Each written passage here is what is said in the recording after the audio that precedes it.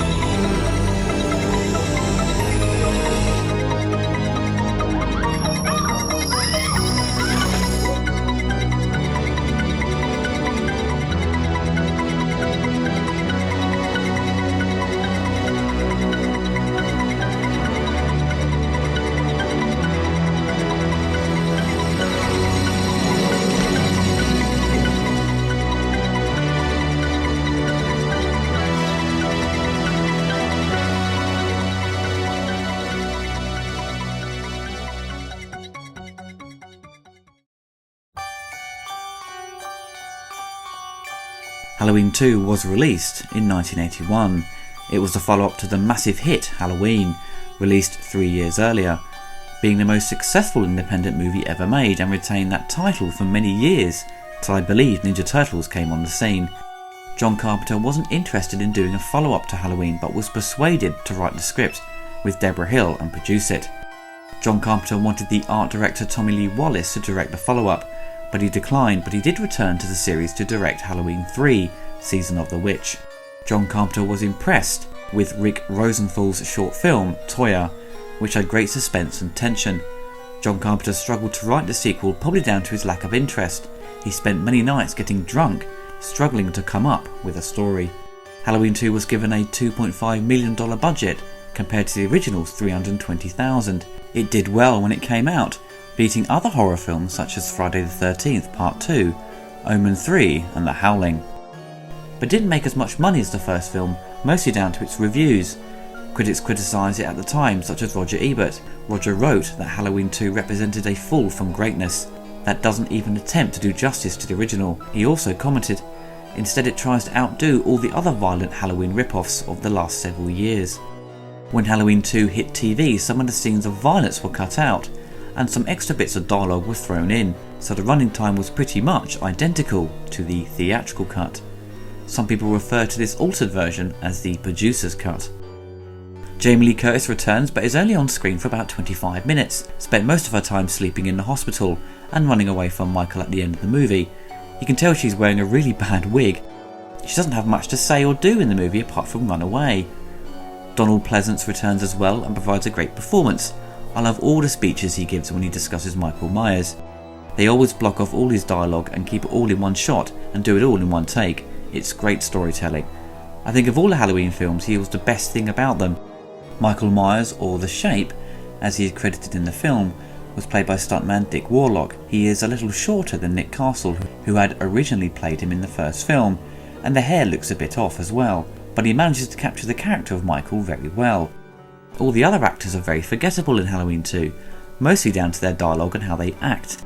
The plot of Halloween 2 absolutely depends, of course, on our old friend the idiot plot, which requires that everyone in the movie behave at all times like an idiot. That's necessary because if everyone was to use common sense, the problem would be solved and the movie would be over. The film picks up immediately where the first film had left off. On October 31st, 1978, Laurie Strode is sent to hospital due to the injuries inflicted by Michael Myers, while Dr. Loomis attempts to track him down after he has gone missing, after being shot 6 times and falling from a second-story window. Meanwhile, Michael is still in the area. He steals a knife from a neighbour's house and kills a girl named Alice in a nearby house as he seeks shelter to recover from his injuries. He later learns of Laurie's location from a radio broadcast and makes his way to the Haddonfield Memorial Hospital. Laurie begins having flashbacks of being adopted by the Strodes and visiting a young boy in a mental institution. And her friend Jimmy Lloyd begins to worry about her, developing romantic feelings for her despite the chagrin of the head nurse who was trying to keep her resting comfortably. Dr. Loomis and Sheriff Burkett continue to search for Michael. Loomis mistakes someone for Michael and attempts to shoot him, only for an oncoming police car to accidentally hit and kill the young lad. They later find out to be Ben Tramer, who was Laurie's crush in the first movie. Michael kills the security guard, Mr. Garrett, with a claw hammer and moves on into the hospital after the business hours come to a close. He begins killing off the hospital staff by whatever means come available, strangling one of the ambulance attendants named Bud, and drowning his nurse companion Karen in a scalding hot tub. He cuts off the phone lines, cutting off all communications with the outside world, which rouses Laurie's suspicions when she discovers the phones aren't working. He kills the head's physician, Dr. Mixter, and a nurse named Janet by injecting her in the eye sockets via a needle, and Laurie attempts to flee before Michael can find her. Meanwhile, Loomis follows clues connecting Michael to the occult, which might explain his seeming indestructibility, but he is interrupted by a nurse from the mental institution who says she is being ordered to take him back under the enforcement of a US Marshal. En route, she tells Loomis that Laurie Strode is Michael Myers' younger sister, and Loomis realises that she is his target. The film score was a variation of Carpenter's compositions from Halloween. The score's theme was performed on a synthesizer organ, rather than a piano, and more layers have been added to the existing theme, making it sound a bit more gothic. The whole score is an improvement, but some say the original Halloween simplistic theme tune works better. The film features the song Mr. Sandman, which would later be featured in the opening scenes of Halloween H2O. The inclusion of the Sandman tune doesn't fit the film and seems a bit out of place. Every time I hear this song it reminds me of Back to the Future. Some hardcore fans of Halloween love the inclusion of Mr. Sandman, but it has definitely received mixed opinions over the years in regards to it being included in the movie. The sequels were very hit and miss. Halloween 2 is considered the best of the bunch of follow-ups. Part 3, Season of the Witch, was an interesting concept, with going with an anthology idea, with each one being a different story and scenario, but it ultimately failed down to its execution, and many people wanting to see Michael Myers in it, even though he was clearly killed off in Part 2. So the idea of an anthology was scrapped. I think if Season of the Witch didn't have the Halloween 3 title attached, it may have been more popular at the time. Halloween 4 brings back Michael Myers, and some people find the film to be fun and entertaining. But it has a very silly plot like most horror sequels. The producers tried desperately, or sometimes very lazily, to attempt to continue a series which didn't need follow-ups. It just stinks of blatant money grabbing, but hey, the films make money and people enjoy the genre. Rob Zombie, who went on to reboot the franchise, nicely sums up horror fans' attitude towards sequels. They're not meant to be good films, they're just meant to cash in on a franchise because they know horror fans are so desperate to watch horror movies and love them so much that they will go. I mean, everyone I know will go see a sequel knowing it's a piece of crap. Halloween 2 does successfully continue on the story, and the idea of it taking place on the same evening is a very interesting idea and a good transition. The ideas they introduced with Jamie Lee being the sister of Michael Myers is, I suppose, a nice touch, but is so thinly thrown in and feels very underwritten, and it made things very complicated for the later sequels. The director Rick Rosenthal does a great job of emulating John Carpenter's style. He introduces more of the POV shots to follow the exploits of Michael Myers. With the cinema photographer Dean Cundy returning, the movie looks identical to the first Halloween, and it's lit perfectly. The whole movie has great camera work. The biggest problem with the movie is that it's not very scary. There are moments of tension and one or two jump scares, but rarely leaves you feeling terrified or scared like the original.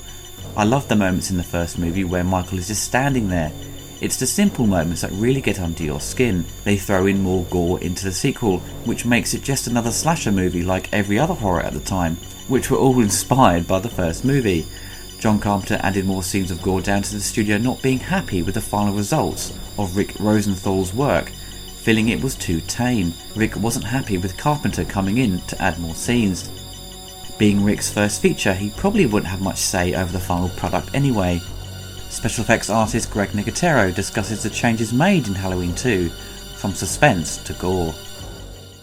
Halloween was really the first of its kind, and after that film, then you had the Tom Savini era with Friday the 13th and Dawn of the Dead and George Romero, and it went from suspense to gore and gross out in another way to manipulate the audience.